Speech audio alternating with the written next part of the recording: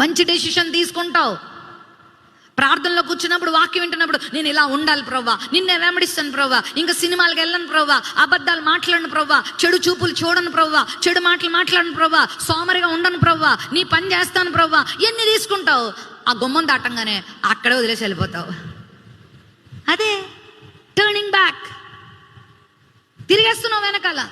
డబ్బు ఆశ చూపిస్తే వెనక తిరిగిపోతావు. లోకం ఆశ చూపిస్తే వెనక తిరిగిపోతావు. సుఖం శరీరం అంటది, ఏం వెళ్తావు, శరీరాన్ని బాగా నిద్రపెచ్చు, బాగా తిను, బాగా పడుకో, బాగా సుఖంగా ఉండు. ఏంటి నీ వెంబడించే జీవితం?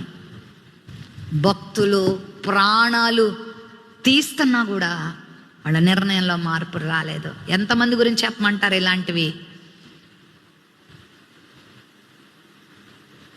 వెంబడిస్తున్నావా ప్రభుని?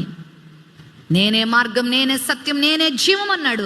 నన్ను వెంబడించువాడు చీకటిలో నడవక ఎక్కడికి వస్తాడు? వెలుగులోనికి వస్తాడు. యేసుని వెంబడించే వాళ్ళు అడుగు వెంబడి అడుగు, అడుగు వెంబడే అడుగు ఎక్కడికి వెళ్ళిపోతారంటే నిత్య జీవంలోకి వెళ్ళిపోతారు.